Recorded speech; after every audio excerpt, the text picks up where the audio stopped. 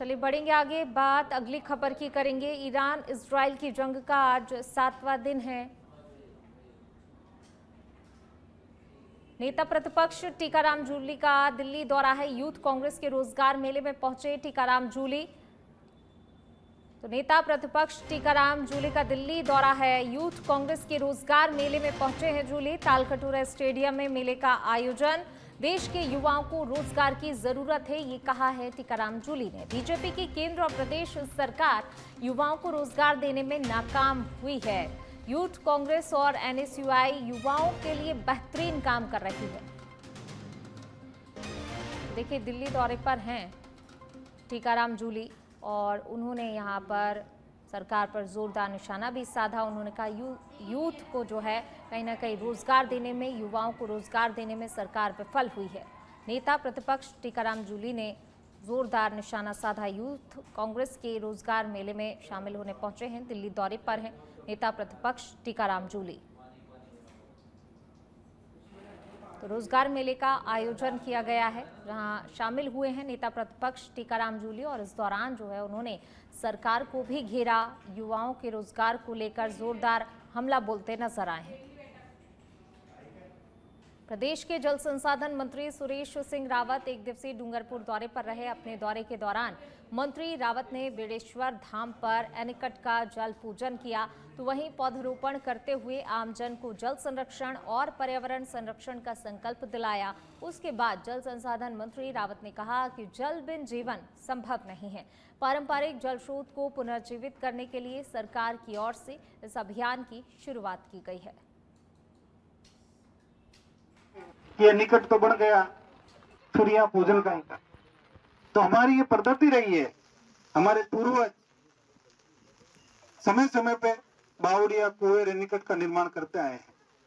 आजकल सभी लोग सरकार पे डिपेंड हो गए कि भाई सरकार जो करेगी वही करेगी।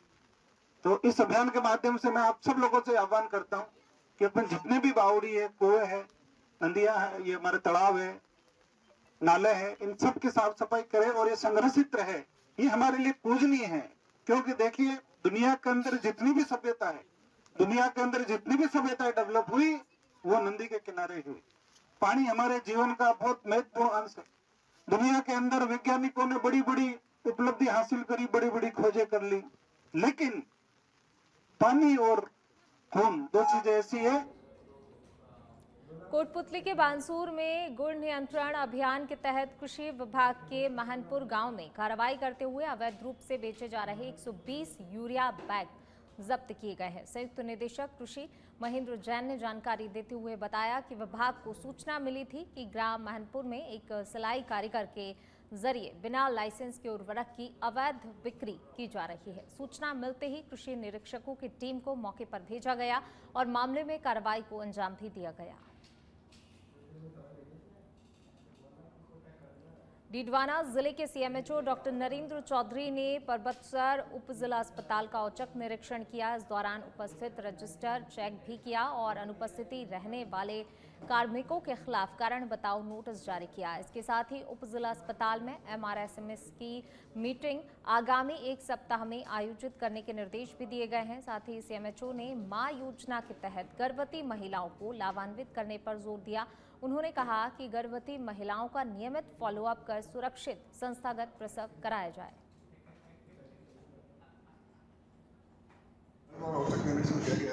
इसमें सभी लोग उपस्थित पाए गए और 4-5 स्टाफ अनुपस्थित थे, उनके खिलाफ नोटिस जारी कर दिया जाएगा।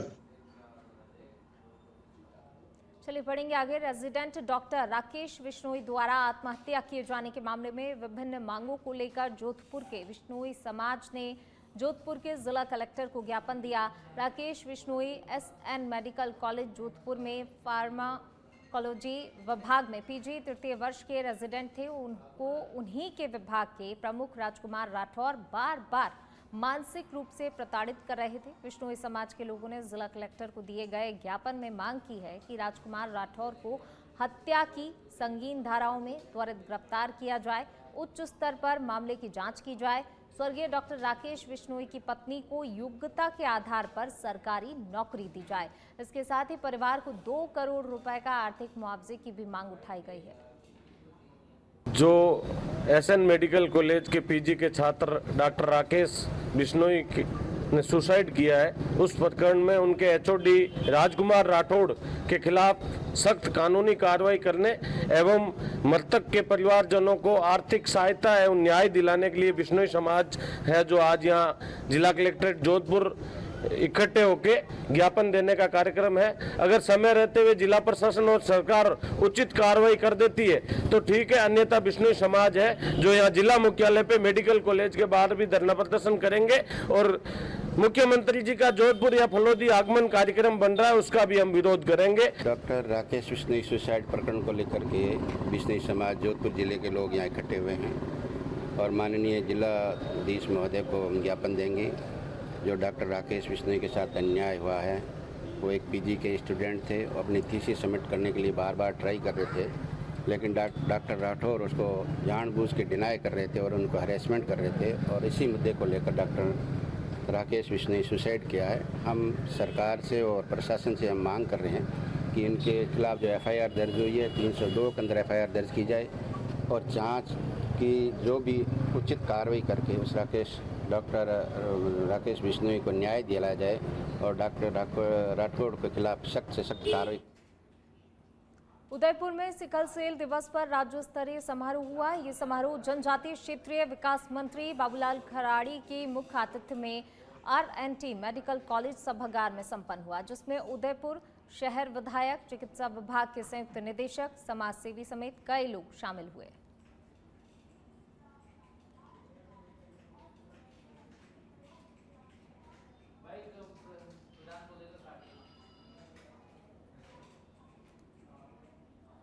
सीकर संभाग और नीमका थाना जिला बहाली की मांग को लेकर अभिभाषक संघ के संघर्ष समिति की ओर से विरोध प्रदर्शन किया गया। धरने के 100 दिन पूरे होने पर नीमका थाना अभिभाषक संघ ने कोर्ट कैंपस से एडीएम कार्यालय तक रैली निकालकर और टायर जलाकर प्रदर्शन किया। इसके साथ ही मुख्यमंत्री के नाम एडीएम को ज्ञापन देकर सीकर को संभाग और नीमका थाना को जिला यथावत रखने की मांग की है।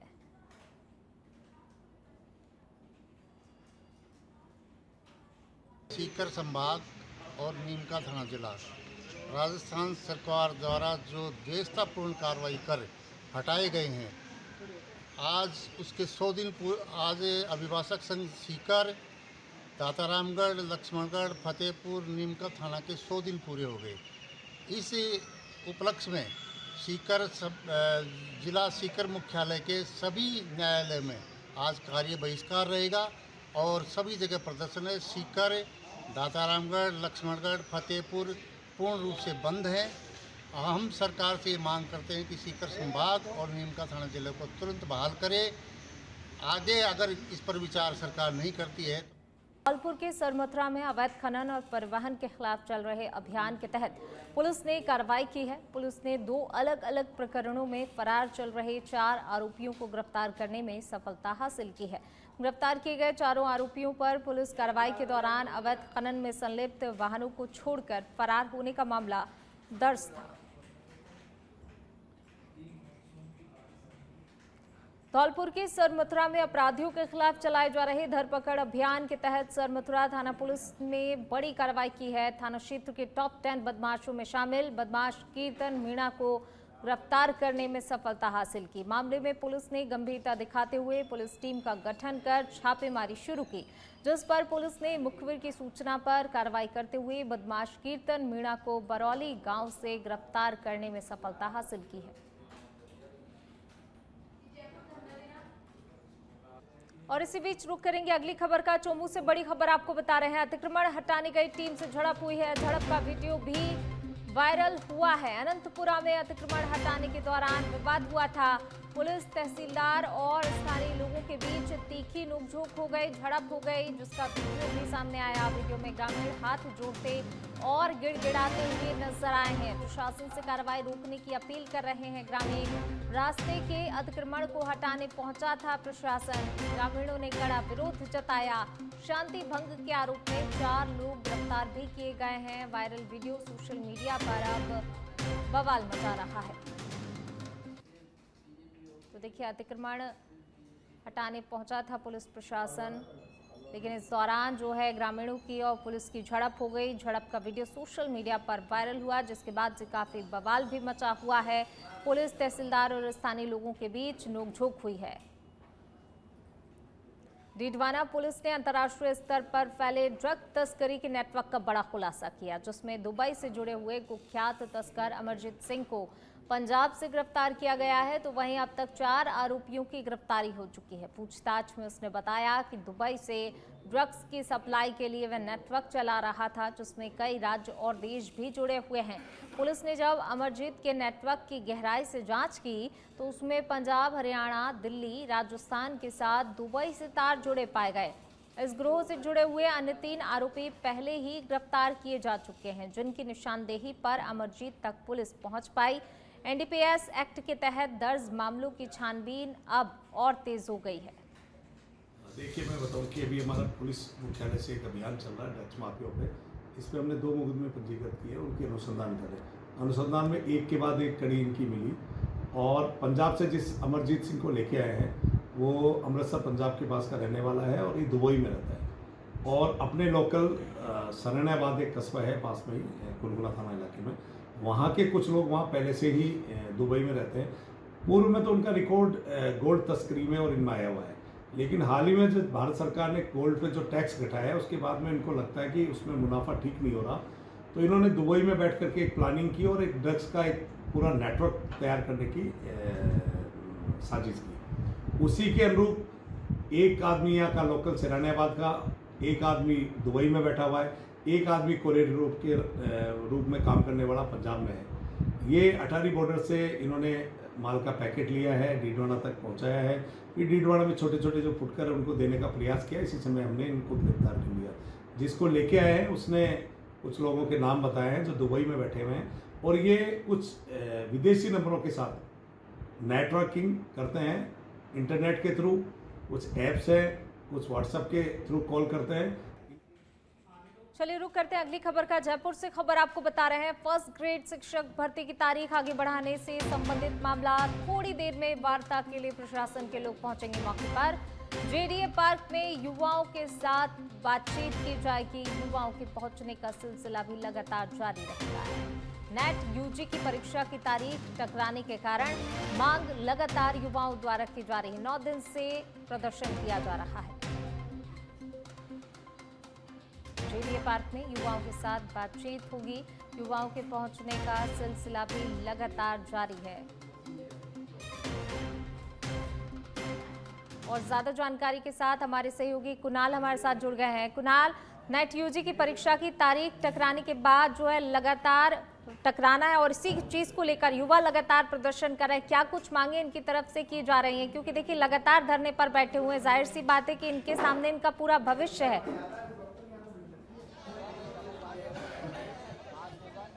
देखिए, निश्चित रूप से आपको बता दें पूनम कि लगातार 9 दिन से जेडीए पार्क में जो युवाओं का ये प्रदर्शन है वो चल रहा है। मैं यहाँ पर आपको तस्वीर यहाँ पर दिखाना चाहूंगा। जो युवाओं के पहुंचने का सिलसिला है वो यहाँ पर लगातार जारी है। अब से कुछ देर बाद जो है प्रशासन के जो लोग हैं वो यहाँ पर जो है पहुंचेंगे और इनसे बातचीत करेंगे, क्योंकि इस पूरी भर्ती प्रक्रिया में जिस तरह से नेट यूजी की जो तारीख है वो टकराने की बात यहाँ पर सामने आ रही है। और इसके कारण, क्योंकि दिसंबर में असिस्टेंट प्रोफेसर की परीक्षा है, जिसके कारण जो अभ्यर्थी हैं वो जो है परीक्षा से वंचित हो जाएंगे। ऐसी स्थिति में जो ये अभ्यर्थी हैं इनके द्वारा जो है लगातार यहाँ पर जो है प्रदर्शन किया जा रहा है। और अब से कुछ देर बाद जो है पूनम यहाँ पर प्रशासन के जो नुमाइंदे हैं वो यहाँ पर पहुंचेंगे। मनोज, लगातार आपके नेतृत्व में 9वां दिन आज धरने का है। अब से कुछ देर बाद जो प्रशासन के नुमाइंदे हैं वो यहाँ पर पहुंचेंगे।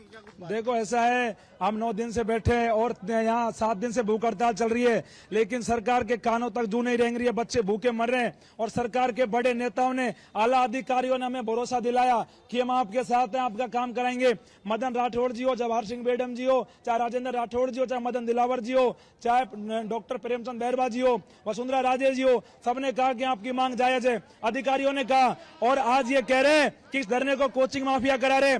हमारे धरने में एक भी कोई कोचिंग का मेंबर नहीं है, एक भी कोचिंग वालों से हमारी बात नहीं हुई। ये सारे विद्यार्थी है जो अपनी मांगों के लिए बैठे हैं। इस प्रकार से धरने को बदनाम करना चाहिए। अब आगे की क्या रणनीति है? अभी अधिकारियों ने वार्ता करी है, उन्होंने कहा है कि हम आपके बीच आ रहे हैं और आपकी मांग को हम पूरा कराने को लेकर प्रयास करेंगे। अब देखते हैं अधिकारियों की वार्ता में क्या रहता है।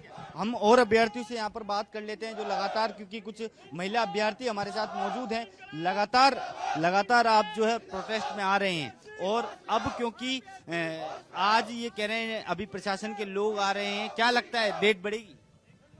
सर, हमें ये पूरी उम्मीद है कि हमारी डेट बढ़ाई जाएगी, क्योंकि हमसे जितना संघर्ष लड़ाई हो सकती थी हम कर चुके। अब हमने सरकार पे आरपीएससी पे छोड़ दिया। अगर हमारी मांगे गलत है ना, तो हमें यहाँ आके बोल जाए वो कि हमारी मांग गलत है।